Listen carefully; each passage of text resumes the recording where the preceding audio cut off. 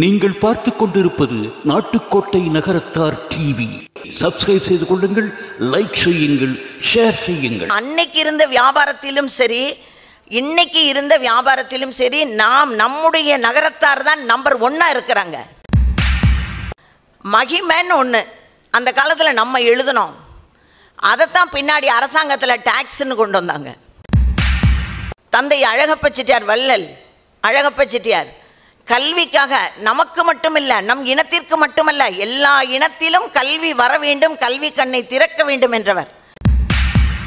பிஸ்னஸில் எம்பத்தி இருக்கலாம், சிம்பத்தி இருக்கக்கூடாது. வியாபாரத்தில் தர்மம் இருக்கலாம், தர்மத்துக்கு வியாபாரம் பண்ணக்கூடாது. இதுதான் நம்மளுடைய கொள்கையும் கூட. நம்ம செட்டிய வீட்டோடைய கொள்கையுமே இதுதான். எனக்கு இந்த லக்கு அதுலாம் நம்பிக்கை இல்லை. ஆனால் இந்த மாதிரி ஒரு சூழல் அமைஞ்சது ஒரு லக்குன்னு தான் சொல்லணும். இல்லை, அமைஞ்ச சூழலை நமக்கு தேவைப்படுற மாதிரி மாற்றிக்க தெரியணும். நமக்கு ஜட்ஜ் ஒருத்தங்களை பற்றி பேச நேர்ந்தது, அவங்கள பார்க்க நேர்ந்தது. அவங்க அமெரிக்காவில் முதல் தமிழ் பெண்மணி அப்படின்னு சொல்லலாம், ஜட்ஜாக பதவி ஏற்றுக்கிட்டது. ஆனால் அவங்க ரொம்ப கர்வமாக கம்பீரமாக வள்ளி செட்டியார் அப்படின்னு அவங்க பேரை வச்சுக்கிட்டாங்க. ஸோ இப்போ இந்த பிள்ளைகளுக்கெல்லாம், என் பேரனுக்கு அப்படித்தான் சொல்லி கொடுத்துருக்குறேன். உன் பேர் என்னப்பா? கைலாஸ் சுப்பிரமணியன் செட்டியார் அப்படின்னு சொல்லுவார், 3 வயசு. ஸோ சொல்லிக் கொடுங்க, உங்கள் பிள்ளைகளுக்கெல்லாம் செட்டியார்னு சொல்லிக் கொடுங்க. சத்தம் இல்லாமல் ஒரு விஷயம் நடந்துக்கிட்டு இருக்கு மக்களே, சத்தம் இல்லாமல் ஒரு விஷயம் நடந்துட்டுருக்கு. இன்னொரு 15 வருஷம் கழித்து நாம் கல்யாணத்துக்கு பையன் பொண்ணு இருக்குன்னு பேசக்கூடிய நிலை இருக்குமான்னு தெரியலை. ஸோ உங்கள் பிள்ளைகளுக்கெல்லாம் இந்த பிள்ளைகளை ஒரு பிள்ளையாக வளர்க்குறது தான் கஷ்டம், 2-3 பிள்ளையாக வளர்ந்தா கஷ்டம் இல்லைன்னு சொல்லிக் கொடுங்க. யாரும் நம்ம பெரியத்தான்னு சொல்கிறதில்ல, பெரியம்மான்னு கூப்பிட ஆரம்பிச்சிட்டோம். ஐத்தேன்னு கூப்பிட்றதில்ல, அத்தேன்னு கூப்பிட ஆரம்பிச்சிட்டோம். அம்மான்னு யாரும் கூப்பிட்றதில்ல, எல்லாம் மாமான்னு கூப்பிட்றோம். நம்ம ஜாதியில் இன்னொரு வார்த்தை ஒன்று உண்டு, அபூர்வமான வார்த்தை. தகப்பனார் 2வது கல்யாணம் பண்ணியிருந்தா அந்த 2வது மனைவியை அழைக்கும் சொல் கூட நமக்கு இருந்தது, அப்பச்சி வண்டி. ஞானிகள் சொல்லுவாங்க, ஒரு 100% சம்சாரியாக இருக்கணும்னா நம்ம ஒரு 50% சன்னியாசியாக இருக்கணுமா. நம்ம பலம், நம்மளுடைய கல்வி, நம்மளுடைய செல்வம், நம்மளுடைய குடும்ப கௌரவம் இதெல்லாம் நம்மை காப்பாற்றும்னு நினைக்கிறோம். ஆனால் இறைவனே கதி என்ற நிலை நம்மளுக்கு எப்போ தோன்றதுன்னா, பல துன்பங்களை அடைந்து பக்குவப்பட்டதுக்கு அப்புறம் தான் இறைவனால் மட்டுமே நம்மளால் காப்பாற்ற முடியுங்கிற எண்ணம் நம்மளுக்கு அப்போ தான் வருது. இந்த ஸ்துதியை யார் சொல்கிறார்களோ அல்லது கஜேந்திர மோட்ச கதையை அப்படியே மனக்கண்ணில் நினைவு கூறுறார்களோ அவங்களுக்கு அந்த பெருமாளே ஞானத்தையும் வைராகியத்தையும் அளித்து தன்னோடு அழைத்து செல்வார். சென்னையில் வைர நகைகள் வாங்க R Arunachalam, A Ramnath, smart diamonds, traditionally modern jewellery, T Nagar, Chennai. சொக்கநாதபுரத்தில் சம்பத் செட்டியார் நாட்டு பசுக்களை தனது வீட்டிலேயே வளர்த்து அவற்றின் சாணத்திலிருந்து முறைப்படி தயாரிப்பதே சிவம் திருநீர்.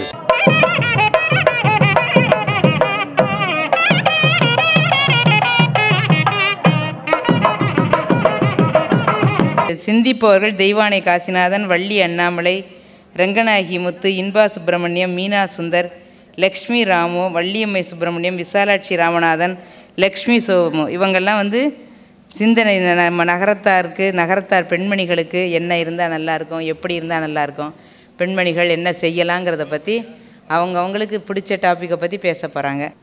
தெய்வானை காசிநாதன், திருமதி தெய்வானை காசிநாதன் கொச்சின்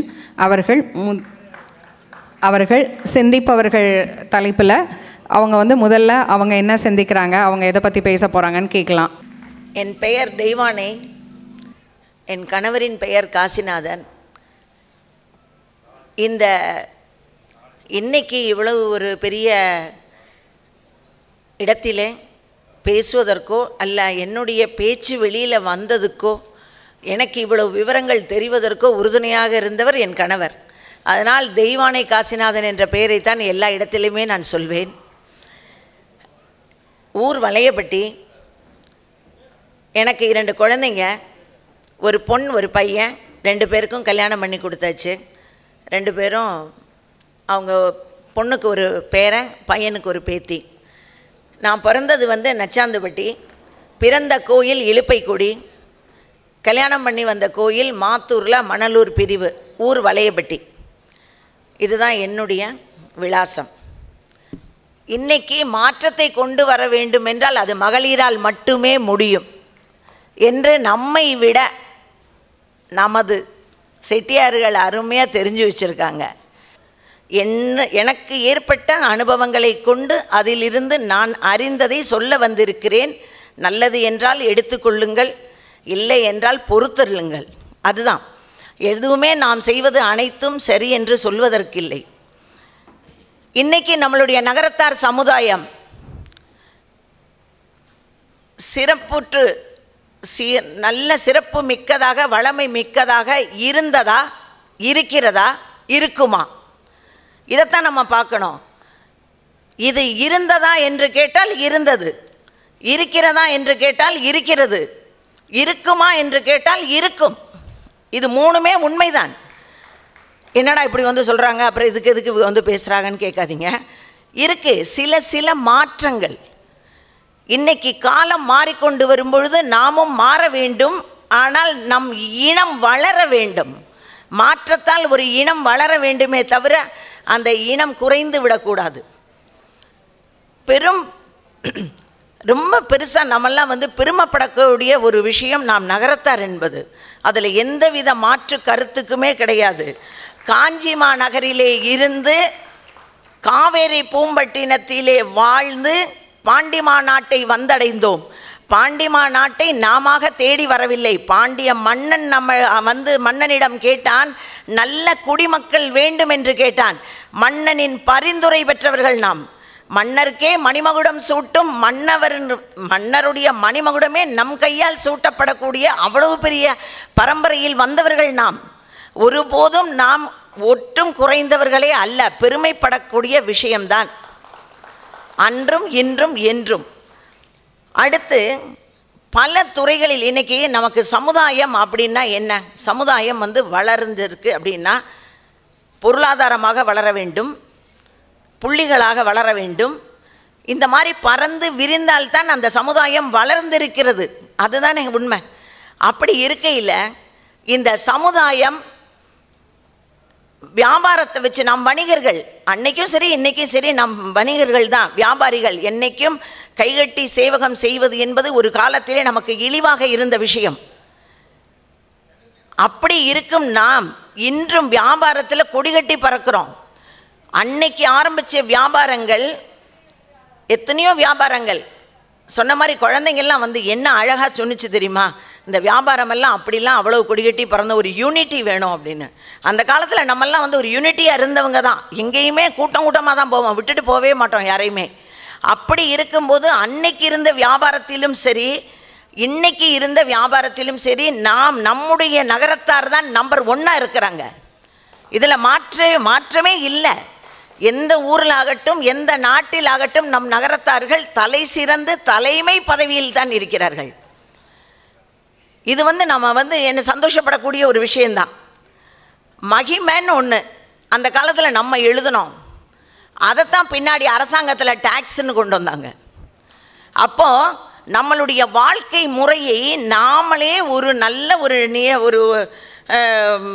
என்ன சொல்கிறது, ஒரு குறிப்பாக நம்மளுடைய வாழ்க்கை நடைமுறை இப்படித்தான் இருக்க வேண்டும் என்று ஒரு சிட்டையாக வாழ்ந்திருக்கிறோம். அந்த சிட்டையை கவர்மெண்டில் கூட இப்போ தான் இப்படிலாம் போடுறாங்க. அது மாதிரி ஒவ்வொரு விஷயத்தையும் எடுத்துக்குங்க. பேங்க் இருந்தது. இந்த பேங்கை முதல்ல கொண்டு வந்தது யார்? நம் நகரத்தார். பார்த்தீங்கன்னா அன்றைக்கி அந்த பேங்கில் இப்போது அந்த பேங்கெல்லாம் கை மாறி போய்விட்டது என்றாலும் இப்போ கூட சில வியாபார நுணுக்கங்கள் தெரிந்தவர்கள் சில பெரிய வல்லுநர்கள்லாம் நம்ம இதிலேயே இன்னும் ஒரு பேங்கை தொடங்கலாமா என்று பேசி கொண்டிருக்கிறார்கள். நிச்சயமாக தொடங்க வேண்டும். நாம் எல்லாரும் ஒன்று கூடி அதை செய்ய வேண்டும். அது நமக்கு சமூகத்தோட ஒரு பெரிய வளர்ச்சி. அதே மாதிரி பல துறையிலையும் கல்வித்துறையில் இருக்கட்டும், தந்தை அழகப்ப செட்டியார் வள்ளல் அழகப்ப செட்டியார் கல்விக்காக நமக்கு மட்டுமில்லை நம் இனத்திற்கு மட்டுமல்ல எல்லா இனத்திலும் கல்வி வர வேண்டும், கல்வி கண்ணை திறக்க வேண்டும் என்றவர்.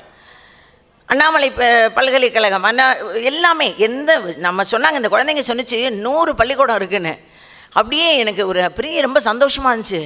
ஆஹா, அப்போ நம்ம எல்லாருமே என்ன செய்கிறோம்? கல்வியை வேண்டும், நமக்கு மட்டுமல்ல மற்றவர்களுக்கும் கொடுக்க வேண்டும் எண்ணம் நமக்குள்ளேயே இருக்குது.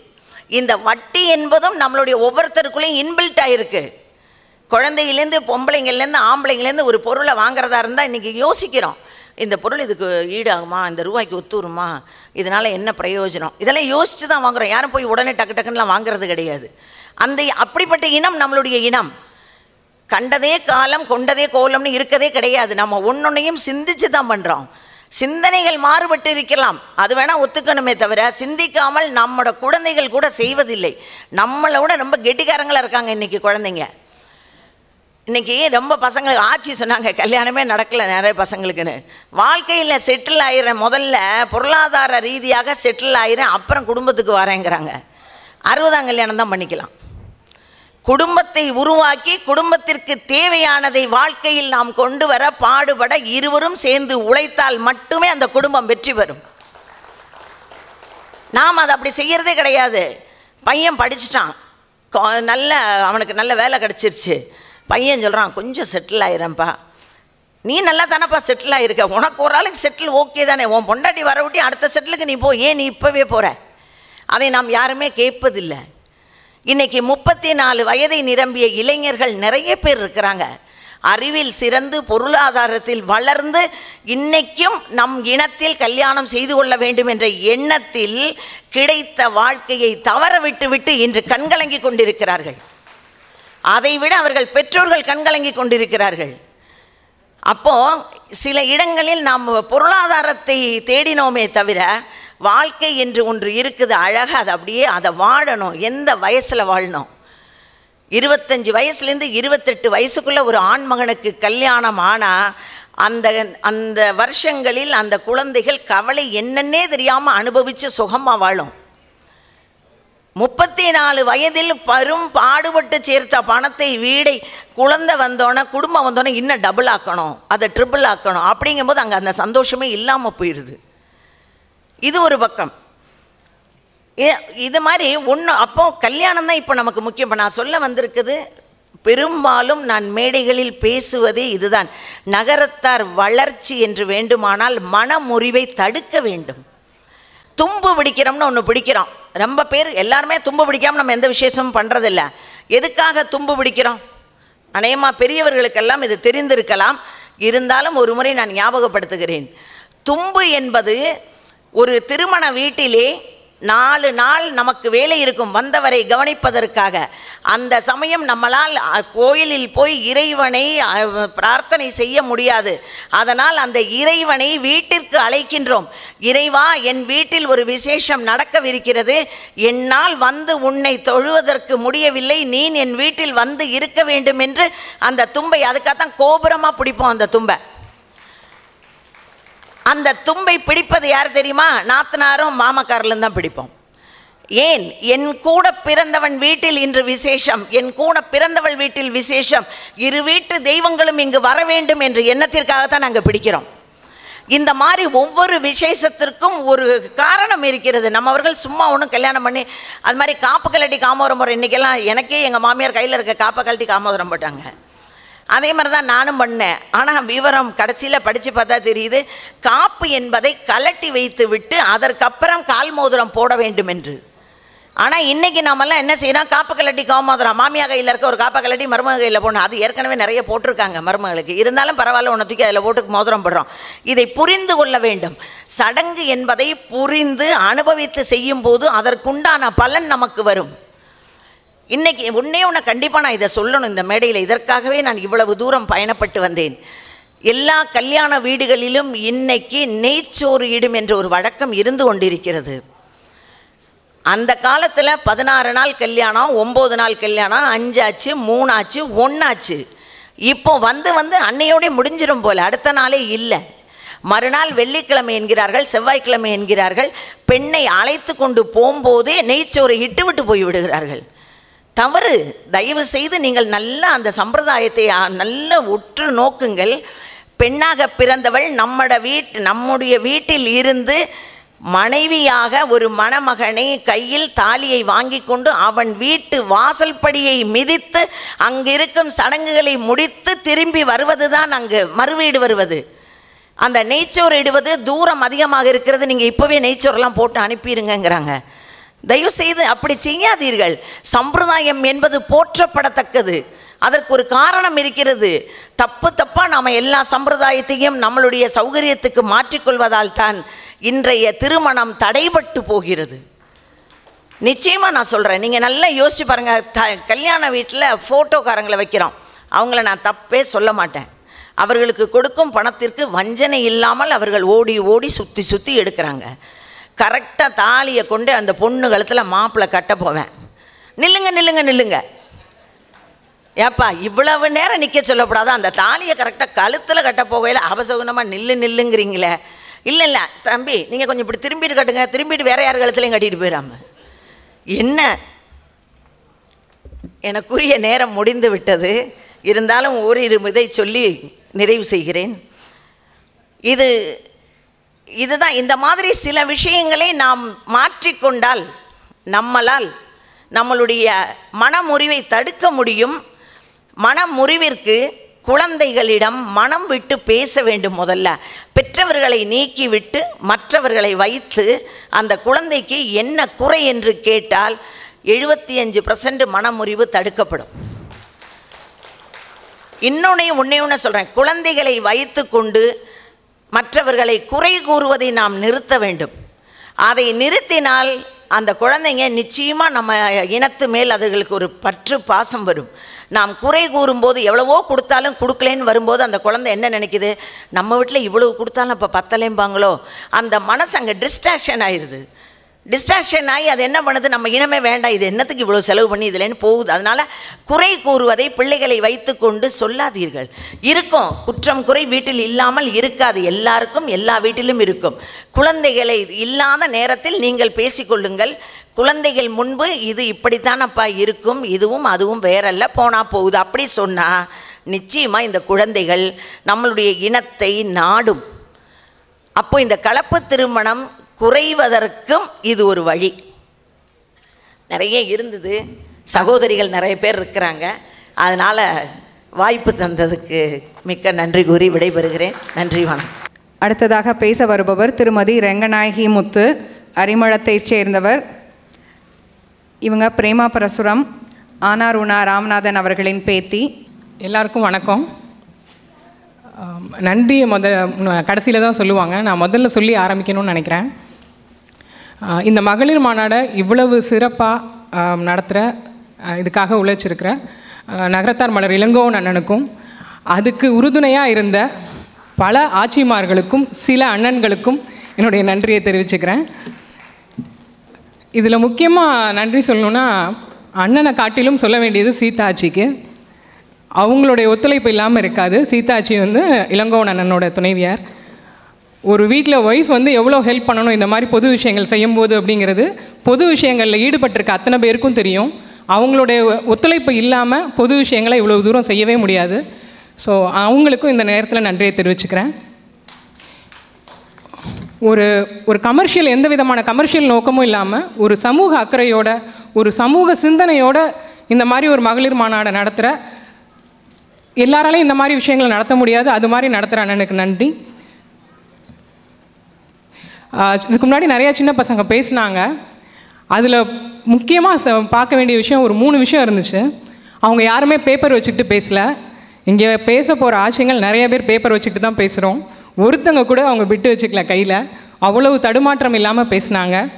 இன்னொரு முக்கியமான விஷயம் அந்த பிள்ளைங்க பேசினதில் பார்க்க வேண்டிய விஷயம், அவங்களுக்கு சொல்லிக் கொடுத்த அந்த ஒவ்வொரு குழந்தைகளுக்கும் சொல்லிக் கொடுத்தது அவங்க வீட்டில் உள்ள அவங்க அம்மா. அப்பா இருக்காங்க, ஆனால் அம்மா தான் இந்த மாதிரி விஷயங்களுக்கு உறுதுணையாக இருக்கிறாங்க. அவங்களுடைய மோட்டிவேஷன் இல்லாமல் அந்த குழந்தைங்க அவ்வளோ தூரம் செய்ய முடியாது. ஸோ ஒரு பெண்கள் வீட்டுக்கு எவ்வளவு முக்கியம்னா, சின்ன சின்ன விஷயங்களில் ஆரம்பித்து வீட்டை மெயின்டைன் பண்ணுறதுலேருந்து எல்லா விஷயங்களுக்கும் அவங்க முக்கியமாக இருக்காங்க. ஸோ அந்த குழந்தைகளுடைய அம்மாக்களுக்கு என்னுடைய பணிவான அந்த வணக்கத்தை தெரிவிச்சுக்கிறேன். ஒரு பொண்ணெல்லாம் ஆன் த ஸ்பாட்டில் டாப்பிக்கை மாற்றி பேசுகிறாங்க. அதெல்லாம் எவ்வளோ தூரம் சாத்தியம்னே தெரியல. ஒருவேளை அவங்களுக்கு எந்த விதமான பயமும் இல்லாதனால அவங்களால அப்படி பண்ண முடியுதான்னு தெரியல. அடுத்தவங்க என்ன நினைப்பாங்கங்கிறத பற்றின கவலை இல்லை. அவங்க சின்ன பசங்க சில டெக்னிக்ஸ் தான் வச்சுருப்பாங்க. அவங்களுக்கு ரொம்ப ஷார்ட்கட்ஸ் நிறையா தெரியும். அந்த சின்ன பசங்க மேடை ஏறதுக்கு முன்னாடி சில விஷயங்கள் பேசிக்கிட்டாங்க. எனக்கு கொஞ்சம் பயமாக இருக்குன்னு ஒரு பொண்ணு சொல்லுது, இங்கே பேசுகிற ஒரு பொண்ணு. உடனே இன்னொரு பொண்ணு சொல்கிறா, அதுக்கு ஒரு ஐடியா இருக்குது, நீ வந்து இந்த சைடு நிறைய உட்காந்துருக்காங்க ஃபுல்லாக, இந்த சைடு கொஞ்சம் சேர்லாம் காலியாக இருக்குது, நீ இந்த சைடு பார்த்து பேசு அப்படிங்கிறாங்க. இது மாதிரியான ஷார்ட்கட்டெல்லாம் நம்மளால் யோசிக்கவே முடியாது. யோசித்தாலும் அதை புரிஞ்சிக்க முடியாது, புரிஞ்சுக்கிட்டாலும் ஒத்துக்க மாட்டோம். அவங்களுக்கு தெரியும் இது கரெக்டுன்னு. ஸோ அவங்களுக்கு நம்ம சொல்லிக் கொடுக்குற இடத்துல இருப்போம் அப்படின்னா நம்ம அவங்களுக்கு சொல்லிக் கொடுக்க முடியாது. நம்ம எடுத்துக்காட்டாக வாழ மட்டும்தான் முடியும். எடுத்துக்காட்டாக இருந்தோன்னா அவங்களே கற்றுப்பாங்க. ஸோ அந்த எடுத்துக்காட்டாக நம்ம இருக்கோமா அப்படிங்கிறத நமக்கு தெரிஞ்சுக்கணும் ஒரு நிமிஷமும். நான் இன்றைக்கி பேசுறது ஒரு 3 விஷயத்தை பற்றி பேசிடலான்னு நினைக்கிறேன். இந்த மகளிர் மாநாடு, இது மாதிரி இந்த மகளிர் மாநாடு என்ன செய்யும், என்ன செஞ்சுருக்கு அப்படிங்கிறத பற்றி சொல்லணும்னு நினைக்கிறேன். ஒன்று, அதில் அந்த மகளிர் மாநாடு என்ன செஞ்சுருக்கு இல்லை என்ன செய்யும். இந்த மகளிர் மாநாட்டில் நேற்று நிறைய பேர் பேசினாங்க, இன்றைக்கி நிறைய பேர் பேசுகிறாங்க, இதுக்கு முன்னாடியும் பேசினாங்க. முதல் முறையாக பேசினவங்க நிறைய பேர் இருப்பாங்க இந்த மகளிர் மாநாட்டில். என்னால் நிச்சயமாக சொல்ல முடியும், நீங்கள் முதல் முறையாக நிறைய பேர் பேசுகிறீங்க இல்லையா, உங்களுடைய லைஃப் இதுக்கு முன்னாடியும் இதுக்கு பின்னாடியும்னு வேறு மாதிரி இருக்கும். நிறைய மாற்றங்களை இது கொடுக்கும். இதே மகளிர் மாநாட்டில் 3 வருஷத்துக்கு முன்னாடி நான் பேசினேன். ரெங்கநாயகி அதுக்கு முன்னாடி அதுக்கு பின்னாடி நீங்கள் பிரித்து சொல்லலாம். நல்ல விதமான ஒரு 20-30 மாற்றங்களை என்கிட்ட சொல்ல முடியும்.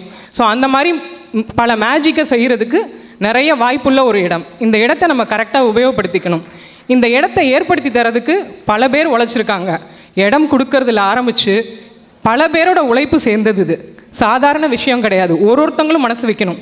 எல்லாருக்கும் இதில் சிரமம் இருக்குது. இந்த சிரமத்தை எல்லாம் தாண்டி கமர்ஷியல் இல்லாமல், எதுவுமே எதிர்பார்ப்பு இல்லாமல் ஒரு சமூகத்துக்கு நல்லது நடக்கட்டும்னு நினச்சி செய்கிறாங்க. இந்த மாதிரி ஒரு விஷயத்துக்கு நம்மளால் என்ன பெனிஃபிட் கொடுக்க முடியும், நம்மளால் எப்படி பார்ட்டிசிபேட் பண்ண முடியும். ஒரு விஷயத்துலையும் பார்ட்டிசிபேஷன் இருக்கணும் இல்லையா. நம்ம என்ன பார்ட்டிசிபேட் பண்ண முடியும்னா, நம்ம ஒரு நல்ல க்ரௌடாக இருக்கலாம். நம்ம இது மாதிரி விஷயங்கள் நடக்கும்போது தவறாமல் கலந்துக்கிட்டு வந்து நம்ம நேரத்தை செலவழித்து மற்றவங்கள பார்த்து நம்மளுடைய பார்ட்டிசிபேஷனை சொல்ல முடியும். ஸோ இந்த மாதிரி விஷயங்களுக்கு எல்லாரும் வந்து கலந்துக்கணும்னு கேட்டுக்கிறேன். ஸோ 2வது விஷயம் நான் பேசணும்னு நினைக்கிறது வந்து, நான் வந்து பிறந்து வளர்ந்து படித்தது எல்லாமே திருவையாறில், தஞ்சாவூர் பக்கத்தில். என்னோடய 21 வயசு வரைக்கும் நான் அங்கே தான் இருந்தேன். அங்கே வந்து பார்த்திங்கன்னா நான் எங்கள் அம்மா அப்பா வந்து வட்டி கடை வச்சுருந்தாங்க. அங்கே நிறைய அந்த 100 ரூபா 50 ரூபா காசு கூட இல்லாமல் நிறைய பேர் வட்டிக்கு அடகு வைக்க வருவாங்க. மூக்குத்தி இருக்கும், மூக்குத்தியோட சைடில் அந்த பிஞ்சு இருக்கு இல்லையா, அதை மட்டும் எடுத்துக்கிட்டு அடகு வைக்க வருவாங்க. அவங்க அடகு வைக்க வர்றதோடைய அமௌண்ட் வந்து ஒரு 50 இல்லை 100 ரூபா இருக்கும். எனக்கு ரொம்ப ஆச்சரியமாக இருக்கும், ஏன்னா 50-100 ரூபாய்க்கு அடகு வைக்க வர்றாங்கன்னு. அப்பா வந்து என்ன சொல்லுவாங்கன்னா, 50-100 ரூபாய்க்கு அடகு பிடிக்கக்கூடாது, இது நமக்கு பயங்கரமான வேலை, அந்த ஸ்லிப்பு போடுற அந்த காசு அதுக்கு கூட வராது, அதில் வர வட்டி, இந்த வேலையை செய்யக்கூடாதுன்னு அப்பா சொல்லுவாங்க. அம்மா ஆனால் இல்லை செய்யணும், அந்த 100 ரூபாய் அடகு தான் பிடிக்கணும்வாங்க. நான் கொஞ்ச நாள் கழித்து எதுக்குமா அதை பிடிக்கிறீங்க, இந்த பிஸ்னஸை கூட விடக்கூடாதுன்னு நினைக்கிறீங்களான்னு நான் கேட்டேன். அம்மாவோட இது என்னென்னா, அம்மா சொன்னது எனக்கு ரொம்ப முக்கியமான விஷயமா அந்த வயசில் பட்டுச்சு. நான் ஒரு 5வது படிச்சிருப்பேன். நம்ம வந்து இந்த 100 ரூபாயை கூட அவங்களால முடியலைன்னு தான் இங்கே வர்றாங்க. நம்மளை மாதிரி இன்னும் 4 பேர் வேண்டான்னு சொல்கிறவங்க வெளியில் இருப்பாங்க. நம்ம ஒரு பொருளை வாங்கிட்டு தான் அவங்களுக்கு கொடுக்குறோம். அந்த சலுகைகளை கூட செய்யாமல் ஒரு பிஸ்னஸை நம்ம நடத்தவே கூடாது. பிஸ்னஸில் எப்போதும் ஒரு எம்பத்தி இருக்கணும் அப்படின்னாங்க. அவங்க எக்ஸாக்டாக என்ன வார்த்தை சொன்னாங்கன்னு தெரில, ஆனால் அதை நான் புரிஞ்சுக்கிட்ட விதம், பிஸ்னஸில் ஒரு எம்பத்தி இருக்கணும் அப்படின்னாங்க. இது கொஞ்ச நாள் போச்சு. திருப்பி எனக்கு வந்து ஏன் இந்த 100 ரூபாய்க்கு பிடிக்கிறீங்க, வேஸ்ட் தானே நீங்கள் அப்படின்னு நான் கேட்டேன். நீங்கள் நல்லதுக்கு உங்களுக்கு ஹெல்ப் பண்ணணும்னு சொன்னீங்கம்மா, அந்த 100 ரூபாயை ஃப்ரீயாக கூட நீங்கள் கொடுக்கலாம்ல, இல்லை வட்டி இல்லாமல் பண்ணலாம்ல, அவங்க ரொம்ப கஷ்டத்தில் தானே இருக்காங்கன்னு கேட்டேன். அதுக்கு அம்மா சொன்னது, அதுவும் அவங்க எக்ஸாக்டாக என்ன வார்த்தைங்க சொன்னாங்கன்னு தெரியல, ஆனால் இதை தான் நான் புரிஞ்சுக்கிட்டேன். பிஸ்னஸில் எம்பத்தி இருக்கலாம், சிம்பத்தி இருக்கக்கூடாது. வியாபாரத்தில் தர்மம் இருக்கலாம், தர்மத்துக்கு வியாபாரம் பண்ணக்கூடாது. இதுதான் நம்மளுடைய கொள்கையும் கூட. நம்ம டிவியோடைய கொள்கையுமே இதுதான். வியாபாரத்தில் தர்மம் இருக்கும், தர்மத்துக்கு வியாபாரம் பண்ண மாட்டோம். தர்மத்தையும் வியாபாரத்தையும் சரியாக பிரிக்க தெரியும் நமக்கு. அந்த நடுவில் உள்ள கோடு நமக்கு கரெக்டாக தெரியும். இதில் இன்னொரு முக்கியமான விஷயம் என்னென்னா, 100 ரூபாங்கிறது எவ்வளோ முக்கியம், அந்த பணம் கூட இல்லாமல் இருக்கிறவங்க எவ்வளோ பேர் இருக்காங்க அப்படிங்கிறது தெரியும் போது அந்த பணத்தோட முக்கியத்துவம் புரிஞ்சிச்சு. அந்த பணத்தை ரொம்ப கஷ்டப்பட்டு தான் சம்பாதிக்க முடியும், அதுக்கான இம்பார்ட்டன்ஸ் கொடுக்கணும்னு தெரிஞ்சிச்சு. ஸோ இந்த மாதிரி சூழ்நிலையில் தான் நான் அங்கே இருந்தேன். இன்னொரு நல்ல விஷயம் அங்கெல்லாம் என்ன நடக்கும்னா, சம்மர் ஹாலிடேஸ் வரும்போது நாங்கள் சும்மா இருக்கிறதுக்கு பதிலாக ஏதாவது ஒரு பிஸ்னஸ் மாதிரி செஞ்சு பார்க்குறோம் அப்படின்னு சொல்லி பேக்கெட் பண்ணி கேட்போம் அப்பா அம்மாட்ட. நாங்கள் எங்கள் கசின்ஸ்லாம் சேர்ந்து அந்த சம்மர் ஹாலிடேஸ்க்குள்ளார அதை முடிச்சிடணும். அவங்க கொடுக்குற பணத்தை திருப்பி கொடுத்துடணும் நாங்கள் அந்த சம்மர் ஹாலிடேஸ் முடித்தோன்னே. ஸோ அது மாதிரி பணம் வாங்குவோம் நாங்களே எங்கள் கசின்ஸும் சேர்ந்து. ஒரு பிஸ்னஸாக செஞ்சு பார்ப்போம். அதில் ஒரு பிஸ்னஸ் வந்து என்ன செஞ்சு பார்த்தோன்னா, பேண்டு செய்கிறது, ரப்பர் பேண்ட் செய்கிறதுன்னு செஞ்சு பார்த்தோம். நான் வந்து ரொம்ப 4வது படிச்சிருப்பேன், 5வது படிச்சிருப்பேன். 2 பசங்க பெரிய பசங்க, நானும் இன்னொரு பையனும் சின்ன பையன். ஸோ அவங்க பின்னுறதெல்லாம் செஞ்சுருவாங்க. அதில் என்னால் பார்ட்டிசிபேட் பண்ண முடியாது, அந்த பையனாலையும் பண்ண முடியாது. ஸோ எங்களுக்கு அந்த விஷயத்தில் லெஃப்ட் அவுட் ஒரே ஒரு வேலை தான். ஏன்னா நாங்களும் பார்ட்டிசிபேட் பண்ணால் தான் நாங்களும் பிஸ்னஸில் இருக்கிறதா அர்த்தம். ஸோ எங்களுக்கு லெஃப்ட் அவுட் ஒரே ஒரு வேலை தான். அதில் என்ன சேல்ஸ் பண்ணுறது, அதை கொண்டு போய் விற்றுட்டு வர்றது, அது மட்டும்தான் எங்களுக்கு வேலை. அந்த வேலையை மட்டும்தான் எங்களால் செய்ய முடியும். ஸோ மொதல் நாள் போகும்போது பயங்கர தயக்கம் இருந்துச்சு. நிறையா கடைக்கு போய் ஃபேன்சி ஸ்டோர்லாம் கேட்போம். ஒரு 5ஆவது படிக்கிற பொண்ணு ஒரு சைக்கிளில் போயிட்டு ஒரு பேண்ட், அந்த ரப்பர் பேண்ட்லாம் வச்சுட்டு போனால் எப்படி இருக்கும்னு யோசிச்சு பாருங்கள். ரொம்ப தயக்கம் இருந்துச்சு. நிறையா இடத்துல நோ சொன்னாங்க, ஒரு சில இடத்துல எஸ் சொன்னாங்க. ஸோ அந்த ஒரு சில இடம் எஸ் சொல்லும் போது கிடைக்கிற சந்தோஷம் இன்றைக்கி நான் கோடி கோடியாக பிஸ்னஸ் பண்ணாலும் கிடைக்காது. அவ்வளவு நல்லாயிருக்கும். காலையிலேருந்து ட்ரை பண்ணுவோம், ஒரு மத்தியானத்துக்கு மேலே ஒரு 2 பேர் வாங்கிக்கிறேன்னு சொல்லுவாங்க. அந்த சந்தோஷம் அவ்வளோ நல்லா இருந்துச்சு. எனக்கு அப்போ தான் தெரிஞ்சிச்சு நமக்கு சேல்ஸ் மார்க்கெட்டிங் தான் நமக்கு வருது, நமக்கு வர்ற விஷயம் இதுதான் அப்படிங்கிறது எனக்கு தெரிஞ்சிச்சு. ஸோ இந்த மாதிரி சூழல் அமைகிறது ரொம்ப முக்கியமான விஷயம். எனக்கு இந்த லக்கு அதுலலாம் நம்பிக்கை இல்லை. ஆனால் இந்த மாதிரி ஒரு சூழல் அமைஞ்சது ஒரு லக்குன்னு தான் சொல்லணும். இல்லை அமைஞ்ச சூழலை நமக்கு தேவைப்படுற மாதிரி மாற்றிக்க தெரியணும் நமக்கு. இந்த மாதிரி சூழலில் தான் அங்கே இருந்தேன். நிறைய நல்ல விஷயங்கள், நிறைய புஸ்தகங்கள், இதோடையே அங்கே அந்த என்னுடைய திருவையாறு காலம்லாம் போணுச்சு. அதுக்கப்புறம் மெட்ராஸ்க்கு 2வது டிகிரி படிக்கிறதுக்காக வந்தேன். அங்கே வரும்போது தான் நான் அபிவேரோன் ப்ளம்பிங் கம்பெனி, அந்த மாதிரி, அதுக்கப்புறம் அந்த சானிட்டரி வேர் பிஸ்னஸ், அதுக்கப்புறம் கல்யாணத்துக்கு அப்புறம் டைமண்ட் ஜுவல்லரி பிஸ்னஸ், இந்த மாதிரி விஷயங்கள் பண்ணேன். இதில் இன்னொரு முக்கியமான விஷயம், நம்ம இப்போ பெண்கள் இருக்கிறது வந்து ஒரு டிரான்சிஷன் பீரியடு, ரொம்ப ரொம்ப முக்கியமான பீரியட் இந்த பெண்கள் இப்போ இருக்கிறது. ஒரு பொண்ணு இருக்கா அப்படின்னா, கல்யாணம் ஆகாமல் இருக்கா அப்படின்னா வீட்டில் என்ன சொல்லுவாங்கன்னா, கல்யாணம் ஆகலை, எல்லாம் அவர் செஞ்சுட்டாரு, பொண்ணுக்கு இன்னும் கல்யாணம் பண்ணல, பாவம் அது ஒன்று தான் அப்படின்னு சொல்லுவாங்க. அங்கேயும் ஒரு பொண்ணை ஒரு இறக்கி சொல்லுவாங்க. இப்போ ப்ராப்ளி பொண்ணை சொல்ல மாட்டாங்க, பையனை சொல்லுவாங்களா இருக்கும். பையன் இருக்கா இன்னும் கல்யாணம் பண்ணலன்னு சொல்லுவாங்களா இருக்கும். பட் பொண்ணை அது மாதிரி சொல்லுவாங்க. சரி, கல்யாணம் ஆகாமல் இல்லை, அவள் கல்யாணம் ஆகிடுச்சு, அவளுக்கு படிச்சிருக்கா, கல்யாணம் பண்ணி போயிட்டா, வீட்டை கவனிச்சுக்கிறா அப்படின்னா அப்போ என்ன சொல்லுவாங்கன்னா, கல்யாணம் பண்ணி போயிட்டா, படிச்சிருக்கா, ஆனால் அவள் எதுவுமே வேலை பார்க்கல, அவள் படித்ததெல்லாம் வேஸ்ட் பண்ணிகிட்ருக்கா அப்படின்பாங்க. சரி, அடுத்தது இன்னொரு சுச்சுவேஷன், ஒரு பொண்ணு இருக்கா, கல்யாணம் பண்ணி போயிட்டா, படிச்சிருக்கா, வேலை செய்கிறா, இல்லை பிஸ்னஸ் பண்ணுறா அப்படின்னா அவள் வீட்டை சரியாக பார்க்கல, அவள் வேலைக்கு போகிறா அப்படின்பாங்க. ஸோ இது மாதிரி ஒரு எந்த விதங்கள் செஞ்சாலும் அதை விமர்சனம் செய்கிறதுக்கு சில பேர் இருப்பாங்க. விமர்சகர் எல்லாரையும் குறையாக சொல்லலை, ஆனால் விமர்சனங்கள் சேர்ந்தது தான் வாழ்க்கை. ஸோ அந்த விமர்சனங்கள் இருக்கும். அந்த விமர்சனத்துக்காக நம்ம இறங்கிட முடியாது. அந்த விமர்சனத்தோடு சேர்த்து நமக்கான நியாயத்தை நம்ம பார்க்கணும். ஏன்னா ரெங்கநாயகிக்கு உள்ள நியாயமும், ஞானத்துக்குள்ள நியாயமும், விசாலாட்சி ஆட்சிக்குள்ள நியாயமும் வேறு வேறையாக இருக்கும். ஏன்னா அது அவங்கவுங்க சூழல் சம்மந்தப்பட்டது. ஸோ அந்த சூழல் சம்மந்தப்பட்டு நம்ம நியாயமாக நடந்துக்கிறோமா அப்படின்னு பார்க்கணும். ஸோ இந்த மாதிரி ஒரு டிரான்சிஷன் பீரியடில் தான் இருக்கும். ஒரு எக்ஸாம்பிள் சொல்லணும்னா, வீட்டுக்கு ஒருத்தங்க கெஸ்ட் வராங்கன்னு வச்சுக்கோங்க. இப்போ எங்கள் வீட்டில் கெஸ்ட்டு வந்தாங்கன்னா என் கணவர் வந்து, எங்கள் செட்டியார் வந்து, எனக்கு ஆஃபீஸுக்கு போகணும், நான் இன்னைக்கு கிளம்புறேன்னு ஒரு 10 மணிக்கு போயிடலாம். ஆனால் கெஸ்ட்டு வந்தாங்கன்னா நான் போக முடியாது, வேலை இருக்குன்னு. நான் இருந்து அவங்கள பார்த்துட்டு தான் போகணும். ஸோ ஒரு ஆணுக்கு கிடைக்கிற விஷயமும் ஒரு பெண்ணுக்கு கிடைக்கிற விஷயமும் இங்கே ஒன்றா இருக்காது. அப்படி தான் இருக்கும். அதில் தான் நம்ம அட்ஜஸ்ட் பண்ணி போகணும். இன்றைக்கி சமையலுக்கு என்ன பண்ணணுங்கிறத நம்ம டிசைட் பண்ணி தான் ஆகணும். இங்கே இன்றைக்கி பேச வரதா இருந்தாலும் மத்தியானத்துக்கு ஒரு வேளை வீட்டில் போய் செய்கிற சாப்பிட்றதா இருந்தால் அதுக்கான ஏற்பாடை நம்ம செஞ்சுட்டு தான் வரணும். வீட்டில் ஆள் இருக்கலாம், ஆனால் அந்த ஆளுக்கு சொல்கிறது நம்ம தான் இருக்கணும். ஸோ இந்த மாதிரி அழுத்தங்கள்லாம் நிறைஞ்சது தான் பெண்களுக்கான வாழ்க்கை. ஆனால் அதுலேயும் அவங்க எப்படி மேலே வர்றாங்க அப்படிங்கிறது தான் பார்க்கணும். இந்த பாரங்கள் வந்து பெண்களோடது கொஞ்சம் கொஞ்சமாக குறைஞ்சிக்கிட்டு வருது. நிறைய ஆண்கள் அதை ஷேர் பண்ணிக்க ஆரம்பிக்கிறாங்க. ஸோ இது இன்னும் நிறைய மாற்றங்களை சந்திக்கும்னு நான் நம்புகிறேன். ஒரு சமூகத்தில் ஒரு முக்கியமான விஷயம், 50% வந்து பெண்கள். எந்த சமூகமும் அவர்களுடைய பெண்களை சரியான விதத்தில் உபயோகப்படுத்தாமல், அவங்களுக்கான திறமைகளை வளர்க்க விடாமல், அவர்களுக்கான சூழலை கொடுக்காம, அவங்களுக்கான பொதுவெளியை கொடுக்காம முன்னேற முடியாது. அதை நம்ம எப்போதும் மனசில் வச்சுக்கிட்டு அவர்களுக்கான பொதுவெளியை கொடுத்துட்டோமா, அவர்களுக்கான இடத்தை கொடுத்துட்டோமான்னு கேள்வி எப்போதும் கேட்கணும்னு கேட்டுக்கிறேன். நன்றி, வணக்கம். அடுத்ததாக வர இருப்பவர் திருமதி இன்பா சுப்பிரமணியன், கன்றமாணிக்கத்தை சேர்ந்தவர். உங்களுக்கு தெரியும், இவங்க எழுத்தாளர். இவங்களை பற்றி தெரியாத ஒரு விஷயம், மனநல ஆலோசகர். இவங்க 1000 பேருக்கு மேற்பட்டோரை தற்கொலை முயற்சியிலிருந்து காப்பாற்றியுள்ளவர். இவர்களின் அடியில் 3 மாணவர்கள் PhD செய்கிறார்கள். அமுதான தமிழே நீ வாழி. என் அன்னையை வணங்கி, அன்னை தமிழை வணங்கி, அன்பு ராணியாரின் பாதங்களை வணங்கி, இந்த நிகழ்ச்சி இவ்வளவு சிறப்பாக ஏற்பாடு செஞ்ச இளங்கோ அண்ணனுக்கும் வணக்கத்தை சொல்லி, இங்கே இருக்கும் பெரியவர்கள் எல்லோருக்கும் எனது அன்பான வணக்கங்களை சொல்லி, நகரத்தார் என்றாலே சிவபக்தி உடையவர்கள் என்று எடுத்துக்காட்டிய அண்ணன் லேனா காசிநாதன் அவர்களுக்கும் எனது வணக்கத்தை சொல்லி எல்லோருக்கும் வணக்கத்தை சொல்லி துவக்குகிறேன். நாங்கள் என்னை எழுத்தாளர்னு சொன்னாங்க. சின்னமாக டைம் ஷார்ட்டாக இருக்கிறதுனால சிறுகதை எழுதணுன்னா சிங்கிள் லைன் ட்ரீட்மெண்ட்டுன்னு எடுத்துக்குவோம். நாவல் எழுதணும்னா அந்த சிங்கிள் லைன் ட்ரீட்மெண்ட்டை எடுத்து அதை விரிவுபடுத்தி கேரக்டர் இன்சர்ட் பண்ணி பேரா ட்ரீட்மெண்ட் கொடுத்து பேரா ட்ரீட்மெண்ட்டை சாப்டர் ட்ரீட்மெண்ட் கொடுத்து அதுக்கப்புறம் அந்த நாவலாக கொண்டு போவோம். ஸோ இப்போ சிங்கிள் லைன் ட்ரீட்மெண்ட் சிறுகதை, அதனால் ஷார்ட்டாக இந்த நிகழ்ச்சியை முடிக்க வேண்டிய ஒரு கட்டாயம். சரி, நான் சமீபத்தில் ஒரு ஜட்ஜ் ஒருத்தங்களை பற்றி பேச நேர்ந்தது, அவங்கள பார்க்க நேர்ந்தது. அவங்க அமெரிக்காவில் முதல் தமிழ் பெண்மணி அப்படின்னு சொல்லலாம், ஜட்ஜாக பதவி ஏற்றுக்கிட்டது. ஆனால் அவங்க வந்து ரொம்ப கர்வமாக கம்பீரமாக வள்ளி செட்டியார் அப்படின்னு அவங்க பேரை வச்சுக்கிட்டாங்க. நான் இப்போ ரொம்ப எல்லார்கிட்டேயும் சொல்கிறது என்னென்னா, நான் செட்டியார். நம்ம ஆட்சிங்கிறது வந்து நம்ம வந்து விழிப்பு முறை. ஆனால் என்னுடைய ஜாதி வந்து செட்டியார். எல்லா ஜாதிகளும் வந்து அவங்களுடைய ஜாதி பெயர்களை வந்து தன் பின்னாடி வச்சுக்கிறாங்க. எல்லோரும் வந்து so and so Iyer, so and so Iyengar, என்னென்னமோலாம் வச்சுக்கிறாங்க.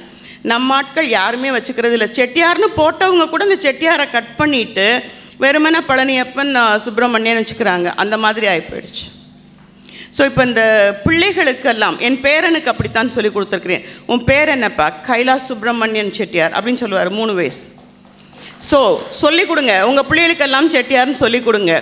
மன்னருக்கு மகுடம் சூட்டியவர்கள்னு எங்கேயோ ஒரு புஸ்தகத்தில் எழுதியிருக்கிறது இல்லை, நம்ம அப்பத்தா ஐயா சொன்னதோடு நம்ம மறைஞ்சு போயிடக்கூடாது.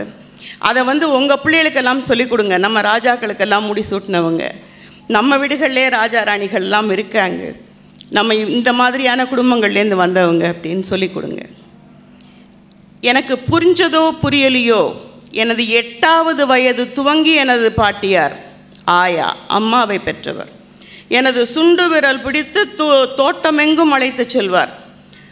தோட்டத்துக்குள்ளே போகிறதுனா எனக்கு பயம், செருப்பு போட்டுக்கணும், முள் குத்திரும், அதெல்லாம் அவங்க சொல்லுவாங்க. அதெல்லாம் மேலே ஒரு சக்தி இருக்குது, இடையில ஒரு சக்தி இருக்குது, பூமியில் ஒரு பிராண சக்தி இருக்குது. அந்த பூமியோட கால் பதிய நடந்தால் தான் நம்ம உடம்பு வந்து ஈக்குவலைஸ் ஆகும்னு சொல்லுவாங்க. நம்ம யாரும் செருப்பு போட்டு எங்கேயுமே நடக்கிற பழக்கம் கிடையாது. இப்போ வீட்டுக்குள்ளேயுமே செருப்பு போட்டு நடக்க வேண்டிய சூழல் வந்தாச்சு, ஏன்னா மார்பனைட். ஸோ பிள்ளைகளுக்கு சொல்லிக் கொடுங்க. இன்றைக்கி எல்லா பிள்ளைகளுக்கும் உள்ள பிரச்சனை என்னென்னா, hyper active, over active, hyper active இப்படி இருக்காங்க. பிள்ளைங்களை எப்படி கட்டுப்படுத்துறதுனே தெரியலை அப்படிங்கிறாங்க. அப்போ அந்த சாப்பாடு, அந்த மாதிரியான உணவு வகைகள் மாற்றப்பட்டிருக்கும் போது பிள்ளைகளுக்கு பூமியோட எனர்ஜி, அந்த பிராணசக்தி எப்படி எடுத்துக்கிறதுன்னு மண்ணில் புரண்டு விளையாட விடுங்க. இது மூலமாக பிள்ளைகளுக்கு நிறைய சக்தி கிடைக்கும். ஹைப்பர் ஆக்டிவ் சில்ட்ரன்ஸை மாற்ற முடியும். நம்ம ரொம்ப முக்கியமாக இப்போ வந்து கல்யாணம் பண்ணிக்காத 30 வயசு 35 வயசு ஆண்களையும் பெண்களையும் பற்றி கவலைப்படுறோம். சத்தம் இல்லாமல் ஒரு விஷயம் நடந்துக்கிட்டு இருக்கு மக்களே, சத்தம் இல்லாமல் ஒரு விஷயம் நடந்துட்டுருக்கு. இன்னொரு 15 வருஷம் கழித்து நாம் வந்து கல்யாணத்துக்கு பையன் பொண்ணு இருக்குன்னு பேசக்கூடிய நிலை இருக்குமான்னு தெரியலை. திருமணம் ஆவது அரிது. திருமணமானால் அன்னைக்கு வந்து குடும்பத்துக்கு 2 பேர் பெற்றுக்கலானாங்க, அப்புறம் நாம் ஒருவர் நமக்கு ஒருவர் அப்படின்னாங்க. இப்போ திருமணமே அரிது. அப்படி திருமணம் பண்ணால் ஒரு பிள்ளை பெற்றுக்கிறாங்க. இன்னொரு 15 வருஷம் கழிச்சா எப்படியா? மலேசிய நாட்டு முன்னாள் பிரதமர், இப்போ ஜனாதிபதியாக இருக்கிறவர் மகாதீர், 40 ஆண்டு காலங்களுக்கு முன்னாடி சொன்னார் அவங்க இஸ்லாமிய சகோதரர்களுக்கு. என்ன சொன்னார்? வீட்டுக்கு 4-5 புள்ள பெற்றுக்குங்க, கூட புள்ள பெற்றுக்கிறவங்களுக்கெல்லாம் ஊக்கத்தொகை அளிக்கப்படும் அப்படின்னார். அன்னைக்கு வந்து நம்ம தமிழ் சமுதாயம் வந்து கிட்டத்தட்ட 27% இருந்தவங்க, இன்றைக்கி மலேசிய நாட்டில் நம்ம 7% தான் இருக்கோம். இஸ்லாமியர்கள் வந்து அன்னைக்கு 40% இருந்தவங்க இன்றைக்கி 80% வந்துட்டாங்க. ஸோ உங்கள் பிள்ளைகளுக்கெல்லாம் இந்த பிள்ளைகளை ஒரு பிள்ளையாக வளர்க்குறது தான் கஷ்டம், 2-3 பிள்ளையாக வளர்ந்தா கஷ்டம் இல்லைன்னு சொல்லி கொடுங்க. இங்கே வந்தவங்க நிறைய குழந்தைகள். நான் ஒரு நாவல் ஒன்று எழுதினேன்.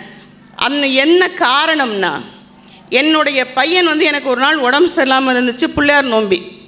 ஐயோ இவ்வளவும் பண்ணணுமே, எப்படி பண்ணுறதுன்னு தெரிய உடம்பு சரியில்லை. என் பையன் வந்து ரொம்ப வேகமாக சொன்னான், அம்மா பாலும் ஸ்வீட்டும் சேர்ந்தது தானே கேட்பரிஸ், ஜஸ்ட் அதை வச்சுட்டு சாமி கும்பிட்டோம்மா, முடிஞ்சிருச்சு வேலை அப்படின்னு. எனக்கு ஒரு கல்ச்சர் ஷாக்காக இருந்தது அது. அந்த 21 நூல் நம்ம ஏன் எடுக்கிறோம், அந்த 21 தலைமுறைகளை நாம் ஏன் நினைக்கிறோம், அந்த 21 தலைமுறையும் நினச்சி அந்த ஜோதி வடிவனைத்தானே நம்ம கும்பிட்டோம், அந்த ஜோதி வடிவத்தை நம்ம எடுத்துக்கணுங்கிறத நம்ம பிள்ளைகளுக்கு சொல்லிக் கொடுக்க தவறிட்டோமே. எல்லாருக்கும் வந்து அந்த ஒரு பூ, ஒரு கண்ணுப்பூன்னு சொல்லுவாங்க, சின்ன சின்னமாக இருக்கும், அந்த பூக்கு பேர் கண்ணுப்பூன்னு சொல்லுவாங்க. இந்த பூக்களை எல்லாம் வச்சு அந்த பிள்ளையார் நமக்கு ஏன் கும்பிடுறோம், பொங்கலுக்கு ஏன் கும்பிடுறோங்கிறது கூட தெரியாது, வாசலில் சொல்லுவாங்க. அதை வச்சு கும்பிடுறதே வந்து அந்த மார்கழி மாதங்களில் வரக்கூடிய கண் நோய்களுக்கு இந்த பூ வீட்டில் வச்சு சாமி கும்பிட்டதுக்கப்புறம் கண்ணில் ஒத்திக்கிட்டால் அது சரியாயிடும். எவ்வளவு சாத்திர சம்பிரதாயங்கள்! அப்போ தான் நினச்சேன் நம்ம சாத்திர சம்பிரதாயங்கள் அழிஞ்சு போயிடக்கூடாது. இப்போ நாம் எல்லாருமே வந்து வாசிப்பு மொழியும் பேசும் மொழியும் பேச ஆரம்பிச்சிட்டோம். யாரும் நம்ம வந்து பெரியத்தான்னு சொல்கிறதில்ல, பெரியம்மான்னு கூப்பிட ஆரம்பிச்சிட்டோம். ஐத்தேன்னு கூப்பிட்றதில்ல, அத்தேன்னு கூப்பிட ஆரம்பிச்சிட்டோம். அம்மான்னு யாரும் கூப்பிட்றதில்ல, எல்லாம் மாமான்னு கூப்பிட்றோம். ஒரு நாள் வந்து என்னுடைய பையன் கேட்டான், அம்மா இந்த அன்னம்டிங்கிறாங்களே அப்படின்னா என்னம்மா? அண்ணனை அண்டி வாழ்பவள் அன்னம்டி, பெரியப்பாவை அண்டி வாழ்பவள் பெரியப்பமண்டி. நம்ம ஜாதியில் இன்னொரு வார்த்தை ஒன்று உண்டு, அபூர்வமான வார்த்தை. தகப்பனார் 2வது கல்யாணம் பண்ணி இருந்தா அந்த 2வது மனைவியை அழைக்கும் சொல் கூட நமக்கு இருந்தது, சித்தப்ப வண்டி, அப்ப வண்டி, அப்பச்சி வண்டி, அப்பச்சி வண்டி, எஸ் சாரி அப்பச்சி வண்டி. ரொம்ப அருமையானது. நம்மள திட்டுறது கூட ஒரு வாழ்த்து. அப்பத்தா வந்து சொல்கிறாளாம், அரசழுவா மக்க என்னை வதைய வாங்குதுன்னு. மகன் அரசை ஆளுபவனான், அவன் மக்கள் வந்து வதைய வாங்குறாங்களாம். அந்த மொழியின் அழகு. இன்றைக்கி நானே ரொம்ப கஷ்டப்படுறேன். ஏன்னா வந்து போகிற கல்லூரிகள், பள்ளிக்கூடங்கள் எல்லா இடத்துலையும் வந்து இந்த தமிழ், இந்த ஆங்கிலம் தான் பேசுகிறோம். அந்த நம்மளுடைய தமிழ் பேச முடியாமல் ஆயிடுச்சுங்கிறதுக்காக என்னுடைய நாவல் 650 பக்கம்னு இன்றைக்கி பிரிண்டில் இருக்குது. எழுதினது வந்து 1200 பக்கம். அது ஒரு வரி கூட வேறு மொழி கிடையாது, எல்லாமுமே நம்மளுடைய வட்டார மொழி. ரொம்ப பெருமையாக சொல்லணும்னா இன்றைக்கி அந்த வட்டார மொழியை ஆய்வு பண்ணுறதுக்காகவே தமிழக அரசு தமிழ் துறை வளர்ச்சித்துறையிலேருந்து அந்த நாவலுக்கு ஒரு நிகண்டு தயாரிக்கிறாங்க. முதல் முறை தமிழ் வரலாற்றில் ஒரு நாவலுக்கு நிகண்டு தயாரிப்பது இந்த புத்தகத்துக்கு தான். நம்மக்கிட்ட அவ்வளவு தமிழ் சொற்கள் இருக்குது. 3 மாணவர்கள் PhD முடிச்சுட்டாங்க அந்த புத்தகத்தில். சேலம் சாரதா கல்லூரியில் ஒரு மாணவி இந்த மாதம் அதை முடிக்கிறாங்க, PhD முடிக்கிறாங்க. ரொம்ப மகிழ்ச்சியானது. இந்த இடத்துல அண்ணங்கிட்டையும் நான் சொல்லிக்கிறேன், இங்கே இருக்கிற எல்லார்கிட்டையும் நான் சொல்லிக்கிறேன், நம்மவர்கள் எல்லா துறையிலும் கால் பதித்து விட்டார்கள். இப்போ இன்ட்ரடியூஸ் பண்ணவங்க அவங்க கல்யாணி ஆட்சி கூட சொன்னாங்க, கவிஞர்கள் எழுத்தாளர்கள் எல்லாம் வரலையே காணோமே அப்படின்னு. நிறைய பேர் எழுதுங்க, உங்களுடைய பதிவுகள், எண்ணங்கள், ஓட்டங்கள் எல்லாத்தையும் எழுதுங்க. இந்த சிறுகதை எழுத்து பயிற்சியோ அல்லது இந்த கதைகளை எப்படி வடிக்கணுங்கிற முறை வேணுமோ தயவு செஞ்சு என்னை கூப்பிடுங்க. எனக்கு எதுவுமே கொடுக்க வேண்டாம், நான் நிச்சயம் வந்து அந்த மாணவர்களுக்கு பயிற்சி அளிக்கிறேன். சிறுகதை போட்டி வைங்க அண்ணே, நீங்கள் சிறுகதை போட்டி வைங்க, நம்ம பிள்ளைங்க எல்லாம் எழுதட்டும். நிச்சயமாக நாங்கள் வந்து அந்த பிள்ளைகளுக்கெல்லாம் வந்து வழிகாட்டுறோம். இந்த பிள்ளைகளெல்லாம் நம்ம உருவாக்க வேண்டிய பெரிய ஒரு கடமையில் இருக்கோம். இப்போ இங்கே பார்க்கும்போது பார்த்தா இங்கே வந்து பேசின சின்ன சின்ன பிள்ளைகள்லாம் அவ்வளவு சடங்குகள் சொன்னாங்க. ஆனால் கொஞ்சம் வருத்தமாக இருந்துச்சு, 3ஆம் கிளாஸில் படித்தது மறந்துட்டோன்னு சொல்கிறாங்க. மறக்கக்கூடாது. அடுத்த ஒன்று, நம் மக்கள், நம் நகரத்தார் மக்கள் வேற்று மொழி கற்க வேண்டும். அவசியமாக நிறைய மொழிகளை கற்றுக்குங்க. நம்மளுடைய ரிச் கல்ச்சரை how do we carry to other places? We have to explore our rich culture to every place. எல்லாருக்கும் எடுத்து சொல்ல வேண்டிய கட்டாயத்தில் இருக்கும். எங்களுக்கு எல்லாமும் வயசாயிருச்சு. இனி வரவங்க சின்ன பிள்ளைங்க எல்லாரும் முன் வந்தீங்கன்னா நிச்சயமாக நம்மளுடைய கலாச்சாரத்தை வெவ்வேறு மொழிகளில் மாற்றி சொல்லலாம். என்னுடைய எழுத்துக்களை தெலுங்கு, மலையாளத்தில் மாற்றியிருக்கு, ஆங்கிலத்தில் மாற்றிருக்குங்கிறதையும் இந்த இடத்துல பதிவு பண்ணிக்கிறேன். நான் நேரத்தை, சிறுகதைக்கான நேரத்தை தாண்டி போயிடுறேன். சிறு துண்டு வருவதற்குள்ள இந்த வாய்ப்புக்கு ரொம்ப நன்றி. இங்கே வந்திருக்கிற எல்லாருக்கும் ரொம்ப ரொம்ப நன்றி. அடுத்ததாக பேச இருப்பவர் மீனா சுந்தர். இவர் தெற்கூரை சேர்ந்தவர். உங்கள் எம்காம் MBA பண்ணியிருக்காங்க. ஆச்சி வந்து கோயம்புத்தூர் பாரதியார் யூனிவர்சிட்டியில் 2nd ரேங்க் ஹோல்டர் அவங்க படிக்கும் போது.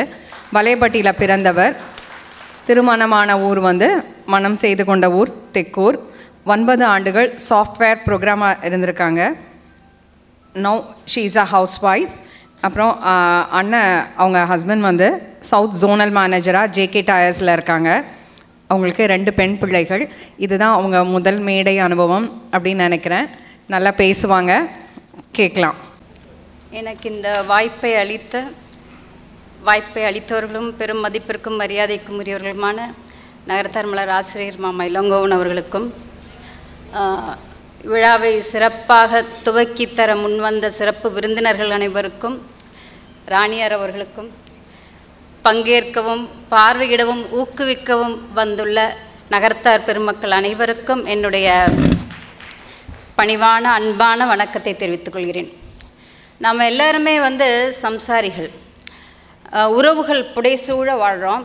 வளமான வாழ்க்கைக்காக பொருள் சம்பாதிக்கிறோம். வீடு, வாகனம், ஆடை, ஆபரணம், இந்த மாதிரி சொத்துக்கள் எல்லாம் சம்பாதிக்கிறோம், சேர்க்கிறோம், அனுபவிக்கிறோம். அப்போது நம்ம வந்து எவ்வளவு சந்தோஷமாக இருக்கணும். ஆனால் எல்லா நேரமும் நம்ம அந்த மாதிரி சந்தோஷமாக இருக்கிறோமா? ஞானிகள் சொல்லுவாங்க, ஒரு 100% சம்சாரியாக இருக்கணும்னா நம்ம வந்து ஒரு 50% சந்நியாசியாக இருக்கணுமா. அப்போ நம்ம எப்படி நம்ம வாழ்க்கையை வாழ வேண்டும், இதற்கான வழிகாட்டுதல் தான் நம்மளுடைய புராணங்கள்லையும் வேதத்திலையும் இதிகாசங்கள்லையும் உண்மை சம்பவங்களாகவும் கதைகளாகவும் நிறைய எடுத்து சொல்லப்பட்டிருக்கு. இதையெல்லாம் நம்ம தெரிஞ்சுக்கிட்டோன்னா நம்ம எப்படியெல்லாம் நம்ம வாழ்க்கையை வாழலாம் அல்லது நம்ம எப்படியெல்லாம் நம்ம வாழ்க்கையை வாழக்கூடாது அப்படிங்கிற உண்மையை நம்ம தெரிஞ்சுக்கலாம். அப்படி நான் இன்றைக்கி சொல்ல போகிற ஒரு கதை தான் வந்து கஜேந்திர மோட்ச கதை. இந்திரத்யும்னன் ஒரு அரசன் வெகு சிறப்பாக தன்னுடைய நாட்டை ஆண்டு வந்தார். ஒவ்வொரு யுகத்திலையும் ஒவ்வொரு முறையாக இறைவனை வழிபட்டாங்க. ஒரு யுகத்தில் வந்து கடுமையாக தவம் செய்து இறைவனை வழிபட்டாங்க. அதாவது சுற்றி அக்னியை வளர்த்து நடுவில் நின்று இறைவனை வழிபடுவாங்க, தண்ணியில் நின்று தவம் பண்ணுவாங்க. அப்படியெல்லாம் தவம் இருந்து இறைவனை வழிபட்டாங்க. இன்னொரு யுகத்தில் வந்து யாகங்கள் வளர்த்து இறைவனை வழிபட்டாங்க. இப்போ நம்ம இருக்கிற இந்த கலியுகத்தில் வந்து இறைவனின் நாமத்தை சொன்னாலே நமக்கு வந்து இறைவனுடைய அருள் கிடைக்கும். அப்படி இந்த இந்திரத்யும்னன் அரசன் வந்து அவர் வாழ்ந்த யுகத்திற்கு ஏற்றபடி இறை வழிபாடுகளை எல்லாம் செய்து அவரோட நாடும் வந்து எல்லா வளத்திலையும் சிறந்திருந்தது. மக்கள் எல்லாம் சந்தோஷமாக வாழ்ந்துட்டு இருந்தாங்க. அவருடைய குரு வந்து அகத்திய மகரிஷி. இந்த அரசனுக்கு வந்து சிறந்த ஒரு இறைபக்தியும் இருக்குது. அவர் வந்து பெருமாளை அப்படி வழிபடக்கூடியவர். ஒரு முறை அகத்திய மகரிஷி இந்த அரசரை பார்க்கறதுக்காக வர்றார். அப்போது மன்னன் வந்து பெருமாளை பூஜை பண்ணிகிட்ருக்கார். அப்போது அவை காவலர்கள் வந்து சொல்கிறாங்க, இந்த மாதிரி அரசர்கிட்ட வந்து சொல்கிறாங்க, இந்த மாதிரி உங்களை பார்க்க வந்து அகத்திய மகரிஷி வந்திருக்கிறார் அப்படின்னு சொல்கிறாங்க. அப்போ ராஜா சொல்கிறார், நான் இந்த பூஜையை முடிச்சுட்டு வந்துடுறேன், அவருக்கு இருக்க ஆசனம் கொடுத்து வேண்டிய உபசரணைகளை பண்ணுங்க அப்படின்னு சொல்கிறார். அதே மாதிரி அவங்களும் செய்கிறாங்க. அகத்திய மகரிஷி காத்துட்ருக்கிறார். அந்த பக்கம் மன்னன் வந்து பூஜை பண்ணிகிட்ருக்கார். அதாவது ஒவ்வொரு சந்தர்ப்பங்களிலே இறை வழிபாட்டை விட ஒரு சில விஷயங்கள் அதீதமான முக்கியத்துவத்தை பெறுது. அந்த மாதிரி தான் வந்து விருந்தினர்களுக்கு உபசரிப்பது. வீட்டிற்கு வந்திருக்கும் விருந்தினன் அந்த இறைவனுக்கு சமம். இதை விளக்குற ஒரு கதை சிவபுராணத்தில் இருக்குது. ரொம்ப அழகான கதை. நம்ம அந்த கதைகள் எல்லாம் தெரிஞ்சுட்டு அந்த பண்பாடை நம்ம வாழ்க்கையில் ஏற்று நடக்கணும். விருந்தினனுக்கு உபசரிப்பது என்பது அப்போ நம்ம செய்கிற இறை வழிபாட்டை கூட ஒதுக்கி வைத்து விட்டு வீட்டிற்கு வந்திருக்கும் விருந்தினனை நம்ம உபசரிக்கணுமா. வீட்டிற்கு வந்திருக்கும் விருந்தினன் இறைவனுக்கு சமம். அதே மாதிரி பெற்றோருக்கு செய்யும் சேவை இறை வழிபாட்டையும் விட மேல். இதை விளக்குற கதை தான் பாண்டுரங்கராக புண்டலீகன் அந்த கதை. இன்றைக்கும் கிருஷ்ணர் வந்து இடுப்பில் கையை கட்டிட்டு பாண்டுரங்கனா காட்சி தர்ற கதை. அந்த கதையை தெரிஞ்சிட்டோன்னா பெற்றோர்களுக்கு செய்யும் சேவை எப்படி இறை வழிபாட்டை விட மேன்மையானது அப்படிங்கிற அந்த கருத்து நமக்கு தெரியும். அதே மாதிரி தான் குரு. ஒரு குருவை புறக்கணித்தோ அவமதித்தோ ஒதுக்கி வைத்தோ செய்யும் பூஜையை அந்த இறைவனும் ஏற்பது கிடையாது. அப்படி இங்கே அகத்திய மகரிஷி வெயிட் பண்ணிகிட்ருக்கிறார். அந்த பக்கம் ராஜா வந்து பூஜையில் ஈடுபட்டுருக்கார். அகத்திய மகரிஷி நினைக்கிறார், ரொம்ப நேரமாக காத்துட்ருக்கார். அவர் நினைக்கிறார், தன்னுடைய சீடனுக்கு இந்த ஒரு அடிப்படை தர்மம் கூட தெரியலையே, இவனிடம் இந்த மதம் இருக்கும் வரையில், மதம்னா வெறி, ஒரு வெறி பிடிச்ச யானை தான் மதம் பிடித்த யானைன்னு சொல்லுவோம். இந்த ஒரு மதம் இவனிடம் இருக்கும் வரையிலே இவனால் இறைவனை அடைய முடியாது. ஒரு குருவோட கடமை என்னன்னா தன்னுடைய சீடனை இறைவனை அடையும் மார்க்கத்தில் வழிநடத்த வேண்டியது ஒரு குருவுடைய கடமை. இந்த மதம் என்பது அந்த ராஜா கிட்ட இருக்கிற வரைக்கும் அவரால் இறைவனை அடைய முடியாதே, இந்த மதத்தை இவனிடமிருந்து நீக்க வேண்டும் அப்படின்னு சொல்லிட்டு அகத்திய மகரிஷி விறுவிறுன்னு எழுந்து ராஜா பூஜை பண்ணிட்டு இருக்க இடத்துக்கு போகிறார். அங்கே போய் ராஜாவை பார்த்து சொல்கிறார், நீ யானையாக கடவ அப்படின்னு சொல்லிடுறார். அப்போ தான் ராஜா தன்னுடைய செயலின் தன்மையை உணர்றார். குரு கிட்ட மன்னிப்பு கேட்கிறார். தான் பெற்ற சாபத்திற்கு விமோச்சனமும் கேட்கிறார். அகத்திய மகரிஷி சொல்கிறார், நீ யானையாக பிறந்து உரிய காலம் வரையில் அந்த பெருமாளே உன்னை ஆட்கொள்வார் அப்படின்னு சொல்லிட்டு போயிடுறார். இந்த இந்திரத்யும்னன் அரசனும் திரிகூடமலை அப்படின்னு சொல்லிட்டு 3 மலைகள் பார்க்கடல் பக்கத்தில் தான் இருக்கிறதா சொல்லப்படுது. அந்த 3 மலைகளுக்கு நடுவே ஒரு அடர்ந்த கானகம், அந்த காட்டு பகுதியில் கஜேந்திரன்ற பேரில் ஒரு யானையாக இவர் பிறப்பெடுக்கிறார். முன் ஜென்மத்தில் இவர் எப்படி ஒரு சிறந்த அரசன், மக்கள்லாம் ரொம்ப வளமாக வாழ்ந்தாங்க இவரோட நாட்டில். அதனால் இந்த ஜென்மத்தில் யானையாக பிறந்தும் கூட அந்த காட்டு விலங்குகளுக்கெல்லாம் இவர் ராஜாவாக இருந்தார். முன் ஜென்மத்தில் எப்படி உயிரை விட்டார், அதாவது எப்படி ஒரு மனிதன் உயிரை விடுகிறான் அப்படிங்கிறதுக்கும் நம்ம சமயத்தில் அதீதமான ஒரு முக்கியத்துவம் தரப்பட்டிருக்கு. அதிகமான ஆசைகளோடோ அல்லது அதிகமான விருப்பத்தோடோ ஒருவன் உயிரை விடக்கூடாது. உயிரை விட்டானா அந்த விருப்பத்தை நிறைவேற்றுவதற்காகவே ஒரு ஜென்மம் வாய்க்கும். ஒரு மகரிஷி அவருடைய ஆசிரமம் காட்டுப்பகுதியில் இருந்தது. அவரோட ஆசிரமத்தை சுற்றி மான்கள் கூட்டமாக வாழ்ந்துட்டு இருந்தது. அந்த கூட்டத்தில் ஒரு மான் குட்டி போட்டுது. இந்த மகரிஷி தவம் செய்த நேரம் போக மிச்ச நேரம் எல்லாம் அந்த மான்குட்டியோடு தான் இருப்பார். அந்த மான்குட்டி மேலே அவருக்கு அப்படி ஒரு பிரியம். இவருக்கு உயிர் பிரியும் வேலை வந்தது. பெரிய மகரிஷி இறைவனை சிந்திக்கலை, இறைவனின் நாமத்தை சொல்லலை, மாறா அந்த மானை பற்றிய சிந்தனையிலேயே இருந்தார், உயிரை விட்டார். அடுத்த ஜென்மத்தில் அவர் ஒரு மானாகவே பிறந்தார். அதே மாதிரி அதிகமான ஒரு கோபத்தோடோ வெறுப்போடையும் நம்ம உயிரை விடக்கூடாது. அதற்கு உதாரணம் தான் திருவானைக்காவோட கோயில் ஸ்தல வரலாறு. அந்த சிலந்தி யானை மீது ஒரு அதீதமான வெறுப்போடு தான் உயிரை விடும். அடுத்த ஜென்மத்தில் அந்த சிலந்தி செங்கட்சோழனாக பிறந்து அந்த திருவானைக்கா கோயிலை கட்டினார். ஆனாலும் முன் ஜென்மத்தில் யானை மேலே இருந்த விரோதம் அவருக்கு அடுத்த ஜென்மத்திலையும் இருந்தது. அந்த சிவன் சந்நிதியை குறுகிய சந்நிதியாக, அதாவது யானை புக முடியாதபடி, ஒரு குட்டி யானை கூட உள்ளே போயிடக்கூடாது அப்படின்னு சொல்லிட்டு, நம்ம கூட அப்படி நிமிர்ந்த நன்னடையோடு போயிட முடியாது. நம்ம கூட அப்படி கூனி குறுகி தான் அந்த சிவன் சன்னதிக்குள்ளே போக முடியும். அப்படி ஒரு குறுகிய சந்நிதியாக கட்டினாராம் அவர். அதே மாதிரி தான் சொல்லுவாங்க. அப்போ நம்ம அதிகமான ஆசையோடும் உயிரை விடக்கூடாது, விருப்பத்தோட கோபத்தோட வெறுப்போடெல்லாம் உயிரை விடக்கூடாது. அப்போ எப்படி உயிரை விடணும்? இறை சிந்தனையோடு இறைவன் நாமத்தை சொன்னபடி உயிரை விடணும். அதுக்காக தான் அந்த காலத்துல எல்லாம் யாராவது முடியாமல் படுக்கையாக இருந்தாங்கன்னா அவங்க பக்கத்தில் போய் இருந்து, வீட்டில் இருக்கிறவங்க போயிருந்து தேவாரமோ திருவாசகமோ ராமாயணமோ அப்படி இறை சிந்தனையை தூண்டக்கூடிய கதைகளை பக்கத்தில் உட்காந்து வாசிப்பாங்களாமா. ஒரு குரு அவருக்கு யாகம் வளர்ப்பது அவருடைய வேலை. அவர் யாகத்துக்கு தேவையான அந்த சமைத்த குச்சிகளை எல்லாம் அவருடைய சீடன் சேகரிச்சுட்டு வர்றது வழக்கம். அந்த மாதிரி ஒரு முறை சேகரிக்க போனப்போ கடுமையான வெயில் காலம், அவருக்கு பயங்கர தண்ணி தாகம். அவர் தண்ணி தேடுறார், காட்டில் எங்கேயுமே தண்ணி இல்லை. அண்ணாந்து பார்க்குறார், மரத்தில் பானைகள் கட்டி தொங்கப்பட்டுருக்குது. விறுவிறுன்னு ஏறார், மடமடன்னு எடுத்து குடிக்கிறார். அவருக்கு போதை தலைக்கேறுது. வந்த வேலையை மறந்தார். கல்யாணம் பண்ணிட்டார், பிள்ளைகள் பெற்றார், எப்பவும் போதையிலேயே இருந்தார். அவரை ஊருக்குள்ளே யாருமே ஏற்றுக்கல. அதனால் ஊர் கடைசியில் அவர் ஒரு குடிசை போட்டு அந்த இடத்துல வாழ்ந்து வந்தார். அப்போது அந்த காலத்தில் உண்டி எடுத்து உண்பதுன்னு சொல்லுவாங்க, அதாவது பிக்ஷை எடுத்து உண்பாங்க. அதாவது அவங்க ஊர் ஊராக போய் இறைவனுடைய பெருமைகளை சொல்கிறவங்க. அந்த மாதிரி ஒருத்தர் வந்தார். அவர் அந்த வீதியில் விளையாட்டு அந்த பிள்ளைங்கள்லாம் சொன்னாங்க, அந்த ஊர் கடைசியில் ஒரு வீடு இருக்குது பாருங்கள், அங்கே போய் பிக்ஷை கேளுங்க, அவங்க போடுவாங்கன்னார். இவரும் அது உண்மை, பிள்ளைங்க கேலியாக சொன்னது இவர் உண்மை நினச்சிட்டு அந்த கடைசியில் இருக்க அந்த வீட்டுக்கு போனார்.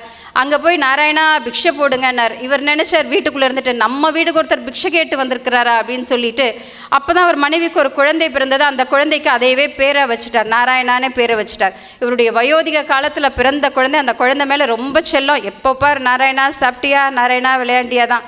அவருக்கு உயிர் பிரியும் வேலை வந்தது. கண் முன்னே செல்ல மகன் விளையாண்டுட்டு இருந்தான். நாராயணா நாராயணா நாரா. பையன் எப்போவும் அப்பா தன் பேரை சொல்லி கூப்பிடுறதானே அப்படின்னு சொல்லிட்டு பையனும் திரும்பி பார்த்துட்டு பேசாமல் இருந்துட்டான். அவர் உயிர் பிரிந்தது. யமலோகத்திலிருந்து தூதர்கள் வந்தாங்களாம், கூடவே வைகுண்டத்திலிருந்தும் தூதர்கள் வந்தாங்களாம். தூதர்கள் நினச்சாங்களா, என்னடா இவன் மகா பாபியாச்சே, இவனை கூட்டிகிட்டு போக வைகுண்டத்திலிருந்து வந்தாங்களான்னு. அப்போ அவங்க சொன்னாங்களாம், இல்லை அவன் உயிர் பிரியும் வேலையிலே நாராயணா நாராயணான்னா பெருமாள் அதனால் எங்களை அனுப்பிச்சார் அப்படின்னாங்களாமா. அப்படி இந்த கஜேந்திரன் வந்து முன் ஜென்மத்திலே பெருமாளுக்கு பூஜை செய்து கொண்டிருந்த போது இந்த ஜென்மம் வாய்த்தது அவருக்கு. அதனால இவருக்கு அந்த ஜென்மத்திலேயும் வந்து அந்த பெருமாளை பூஜிக்கும் பழக்கம், யானையாக பிறந்தும் கூட பெருமாளை பூஜிக்கும் ஒரு பழக்கம் அதுக்கிட்ட இருந்தது. அந்த காட்டில் ஒரு தடாகத்தில் 1000 இதழ் கொண்ட ஒரு தாமரை பூக்குமா, டெய்லி அதில் ஒரு தாமரையை பிடுங்கி பெருமாளுக்கு சாத்துவது அந்த கஜேந்திரன் யானைக்கு வழக்கம். இப்போ நம்ம எப்படி படிக்கிறோம், there are 9 planets that go around the sun, Mercury, Venus, Mars எல்லாம் படிக்கிறோம். அந்த மாதிரி நம்ம புராண கதைகளில் சூரியலோகம், சந்திரலோகம், வாயுலோகம், வர்ணலோகம் நிறைய லோகங்கள் சித்தரிக்கப்பட்டிருக்கு. முறையாக நாம் பக்தி கொண்டு சூரியனை தினமும் வணங்கினால் நம்ம இந்த உலக பிறப்பு முடிந்த சூரிய லோகத்தில் போய் கொஞ்ச நாள் சுகித்திருப்போம் அப்படின்னு சூரிய புராணம் சொல்லுது. அப்படி ஒரு லோகம் கந்தர்வ லோகம். அதாவது நிறைய லோகங்கள் நம்ம இப்போ வாழ லோகத்தை விட மேலான லோகமாகவும், ஒரு சில லோகங்கள் நம்ம வாழ லோகத்தை விட கீழான லோகமாகவும் சித்தரிக்கப்படுது. நம்ம எத்தகைய வாழ்க்கையை வாழ்கிறோமோ அத்தகைய நம்மளுடைய ஆன்மாவுடைய பிரயாணம் அத்தகைய லோகங்கள்னு அமையும். அப்படி நம்மளுடைய லோகத்தை விட மேலான லோகமாக சொல்லப்படுறது கந்தர்வ லோகம். அங்கே வாழ்கிறவங்கள கந்தர்வர்கள் அப்படின்னு சொல்லுவோம். இவங்க வந்து ரொம்ப அழகானவங்க. இவங்க வந்து இசையாலும் இசை கருவிகளை வாசிப்பதாலும் இறைவனை வழிபடக்கூடியவங்க. இவங்களுக்கு வந்து எந்த லோகத்துக்கும் போகிற ஒரு சக்தி இருக்குது, எந்த ரூபம் வேணால் இவங்க ஏற்று போகலாம். அப்படி ஒரு கந்தர்வன் மகேந்திரன் பேரை எடுத்துட்டு அவருக்கு வந்து இந்த தடாகத்தில் வந்து நீந்தி விளையாடுறதுன்னு அவருக்கு ரொம்ப இஷ்டம். அதனால் முதலை வடிவம் எடுத்து இந்த தடாகத்துக்கு அடிக்கடி வருவது வழக்கம். அந்த மாதிரி ஒரு முறை வர்றார். அப்போ தேவலான்னு ஒரு மகரிஷி, அந்த மகரிஷி அந்த தடாகத்துக்குள்ளே சூரியனை நமஸ்காரம் பண்ணும் பொருட்டு உள்ளே இறங்குறார். அப்போது இந்த முதலையோட தன்மை என்ன, நீர் குடிக்க வரும் மிருகங்களோட கால்களை பிடிச்சு அப்படி தண்ணிக்குள்ளே இழுத்து அடியில் எடுத்துகிட்டு போய் மூர்ச்சை அடைய செய்து அதை உணவாக உட்கொள்கிறது முதலையோட வழக்கம். அந்த மாதிரி இந்த முதலை என்ன பண்ணுது, கந்தர்வனாக இருந்தும் கூட ஒரு நிமிஷம் அதுக்கு வந்து அந்த முதலையோட குணம் வந்துடுது. அந்த தேவலா மகரிஷியோட காலை அப்படி சுற்றி வழிச்சுக்குது. அந்த மகரிஷி நினைக்கிறார், நான் எந்த உயிரினத்தை தாக்கம் எண்ணத்தோடு இதுக்குள்ளே இறங்கலையே, என்னை ஒரு மிருகம் தாக்க முற்படுகுதேன்னு நினைக்கிறார். அதாவது 2வது முறையாக சீதை கருவுற்றிருக்கையில் ராமர் வந்து அந்த வண்ணான்னு சொன்னான்னு சொல்லிட்டு ஒரு குழப்பம் ஏற்பட்டு லக்ஷ்மணரை அந்நியாரை கொண்டு போய் காட்டில் விட்டுட்டு வர சொல்கிறார். சீதையை கொண்டு வந்து இறக்கி விட்டுட்டு லக்ஷ்மணர் அப்போ தான் சொல்கிறார் எல்லாத்தையும், அண்ணன் இந்த காரணத்துக்காக உங்களை விட்டுட்டு வர சொன்னார்ன்ட்டு சொல்லிட்டு அவர் போயிடுறார். அப்போ போனதுக்கப்புறம் தான் வந்து சீதை வந்து தன் நிலையை உணர்ந்து மயக்கம் போட்டு விழுந்துடுறாங்க. அப்போ அது வழியாக வால்மீகி மகரிஷி ராமாயணத்தை எழுதியவர் அவர் வர்றார். அவர் கீழே விழுந்திருக்கிறது சீதைன்னு தெரிஞ்சு அன்னையை கூட்டிகிட்டு ஆசிரமத்துக்கு போகிறார். ஆசிரமத்தில் போய் அன்னையை ஆஸ்வாசப்படுத்தி எல்லாம் பண்ணிவிட்டு அடுத்த நாள் ஆசிரமம் ஃபுல்லாக அன்னைக்கு சுற்றி காமிக்கிறார். சுற்றி காமிக்கையில் அது வந்து ஒரு ஆற்றங்கரையோரம் இருக்கும் ஆசிரமம். அப்போது அவர் சொல்கிறார், இந்த ஆற்றுக்கு புலி, சிங்கம், கரடி, யானை, பாம்பு, கீரி எல்லாம் இயற்கையாகவே தன்னுள் கொண்ட பகைமையை மறந்து எல்லாம் இங்கே ஒன்றா வரும் தண்ணி குடிக்க அப்படின்னு சொல்கிறார். அப்படி அன்பும் கருணையும் நிறைந்தவர்கள் இருக்கிற இடத்துல அவங்களுக்குள்ள இயற்கையாகவே அந்த பகைமை குணம் இருந்தால் கூட அது மறைஞ்சிடுமாமா. மகாவீர் ஜெயினை பற்றி சொல்கிறப்போ சொல்லுவாங்க, அவர் வந்து ஒரு இடத்துல உட்கார்ந்துருக்கார் அப்படின்னா அவர்கிட்ட இருந்து அந்த கிரேஸ், அந்த அருள் வந்து அவ்வளோ ஒரு இடத்துக்கு சுற்றி பரவி இருக்குமாம். அந்த எல்லைக்குள்ளே ஒரு திருடன் வந்தான்னா கூட அவன் தன்னுடைய மனோநிலை மாறி போவானாமா. அப்படி இந்த தேவலா மகரிஷி வந்து அன்பும் கருணையும் நிறைந்தவர். அவர் நினைக்கிறார், நான் எந்த தப்பான யாரையும் தாக்கும் எண்ணத்தில் உள்ளே வரலையே, ஏன் இந்த முதலை என் கால்களை பிடித்து இழுத்தது அப்படின்னு நினைக்கிறார். அப்போ தான் குனிஞ்சு பார்க்குறார், கீழே இருக்கிறது ஒரு கந்தர்வன் அவருக்கு தெரியுது. வேறு ஒருத்தர் இழுத்திருந்தால் அதோட அவங்களோட உயிருக்கு பாதகமாக இருக்குமேன்னு உணர்ந்து அந்த முதலைக்கு சாபம் விடுகிறார். நீ என்றென்றும் இதற்குள் முதலையாக இருக்க கடவன் சொல்லிடுறார். அப்போ முதலை மன்னிப்பு கேட்டு இந்த மாதிரி நான் விளையாட்டாக செய்தது மன்னிக்கணும்னு அவர் சொல்கிறார். இந்த மாதிரி உரிய நீ வந்து ஒரு யானையின் கால்களை என்று பிடித்து இழுக்கிறாயோ அன்று இறைவனால் உனக்கு விமோச்சனம் கிடைக்கும்னு சொல்லிட்டு அவர் போயிடுறார். அப்போது இந்த முதலை அந்த கஜேந்திரன் யானை வருது, அந்த 1000 இதழ் தாமரையை பிடுங்க. அப்போ இவர் இந்த முதலை என்ன பண்ணுது, எப்போ முதலை வந்து மற்ற மிருகங்களோட கால்களை எல்லாம் பிடிச்சி இழுக்கும், என்றைக்குமே யானையை பிடித்து இழுக்க துணியாது. ஏன்னா யானை வந்து முதலையை விட ரொம்ப ஸ்ட்ராங்கான ஒரு அனிமல். ஆனாலும் இவருக்கு சாப விமோச்சனம் அந்த மாதிரி கொடுக்கப்பட்டிருக்கனால அந்த யானையோட கால்களை பிடிச்சி இழுக்கிறது. அப்போ அந்த யானை வந்து கீழே குனிஞ்சு பார்த்துட்டு முதல்ல தானே அப்படின்னு சொல்லிட்டு தன் கால்களை விடுவிச்சுக்க எவ்வளவோ முயற்சி பண்ணுது, அதனால முடியல. இறைவன் கிட்ட கேட்டுதாம்மா, இந்த பூ உனக்கு சாத்துறதுக்காக பிடுங்கினது, இது உன்னிடம் சாற்றும் வரை இது வாடிடக்கூடாது அப்படின்னு இறைவன் கிட்ட பிரார்த்திச்சுதான். அதாவது யானை வந்து என்னை முதலையின் பிடியிலிருந்து என்னை காப்பாற்றுன்னு வேண்டலை, இந்த தாமரை வாடி விடக்கூடாது அப்படின்னு சொல்லி வேண்டுச்சாமா. அப்படி இந்த யானை வந்து போராடுது. நைட் ஆயிடுச்சு, அடுத்த நாள் விடிஞ்சிடுச்சு. அதனால் முதலையின் பிடியிலிருந்து தப்பிச்சுக்க முடியல. அதோட குரல் கேட்டு மற்ற யானைகள்லாம் வருது, எல்லாம் வந்து அதுக்கு உதவி செய்ய போராடுது. இருந்தாலும் அதனால் தப்பிக்க முடியல. நாள் கணக்காக நடக்கும் போராட்டம் வாரக்கணக்காகுது, மாதக்கணக்காகுது, வருடக்கணக்காகுது. 1000 வருடங்கள் இந்த கஜேந்திரன் யானை போராடுது அந்த முதலையின் பிடியிலிருந்து தப்பிக்க. 1000 வருடங்கள் கழித்து தான் அதுக்கு ஒரு உண்மை தெரியுது. நம்ம பலத்தை கொண்டு இந்த முதலையின் பிடியிலிருந்து நம்ம தப்பிக்க முடியாது, நமக்கு இறைவனுடைய அருள் வேண்டும் அப்படின்னு சொல்லிட்டு, இந்த சிருஷ்டி எல்லாம் எவர் படைத்தார், இந்த சிருஷ்டிக்கெல்லாம் மூலம் யாரோ அப்படின்னு சொல்லி, ஆதி மூலமே என்னை வந்து காப்பாற்றுன்னு சொல்லி குரல் கொடுக்குது.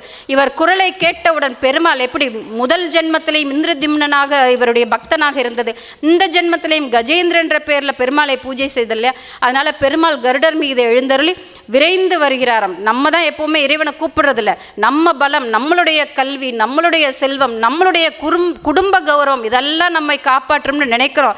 ஆனால் இறைவனே கதி என்ற நிலை நம்மளுக்கு எப்போ தோன்றதுன்னா, பல துன்பங்களை அடைந்து பக்குவப்பட்டதுக்கு அப்புறம் தான் இறைவனால் மட்டுமே நம்மளால் காப்பாற்ற முடியுங்கிற எண்ணம் நம்மளுக்கு அப்போ தான் வருது. அப்போ பெருமாள் வந்து தன்னுடைய சக்கராயுதத்தால் மகேந்திரனின் தலையை துண்டித்து கஜேந்திரனை காப்பாற்றார். மகேந்திரன் மீண்டும் கந்தர்வ ரூபம் பெற்று கந்தர்வலோகம் பெற்றார். கஜேந்திரன் வந்து இறைவனோடு இறைவனாக செல்கிறார். இதுதான் கஜேந்திர மோட்ச கதை. இதில் முதலையின் பிடியாக சித்தரிக்கப்படுறது வந்து இந்த உலக விஷயங்கள் மேலே நம்ம கொண்டிருக்கும் பற்று. அந்த பிடியிலிருந்து நம்ம தப்பிச்சாதான் இறைவனை அடைய முடியும். அந்த பிடியிலிருந்து நம்ம தப்பிக்க நம்மளுக்கு இறைவனுடைய அருள் வேண்டும். அதே மாதிரி இந்த கஜேந்திரனை எடுக்கிற 1000 வருடங்கள் இந்த கஜேந்திரன் போராடுது இல்லையா, அது குறிக்கிறது வந்து என்னென்னா, நம்ம எடுக்கிற 1000 பிறப்புகள். ஆரம்ப கட்டத்தில் நமக்கு இறைவனிடம் அவ்வளவு ஒரு நெருக்கம், ரொம்ப மெட்டீரியலிஸ்டிக்கான லைஃப், அப்படியே போய்டுறோம். அந்த ஆன்மா அடிபட்டு பல பிறப்புகள் எடுத்ததுக்கு அப்புறம் தான் இறைவனே கதின்னு இறைவன்கிட்ட சரணாகதி அடைகிறது. இதுதான் வந்து கஜேந்திர மோட்ச கதை. இந்த கதையை யார் தினமும் காலையில் எழுந்த உடனே முதல் சிந்தனையாக இந்த கதையை சிந்திக்கிறார்களோ அல்லது அந்த கஜேந்திரன் ஆதி மூலமே அழைக்கையில் சொல்கிறதா வந்து கஜேந்திர ஸ்துதி.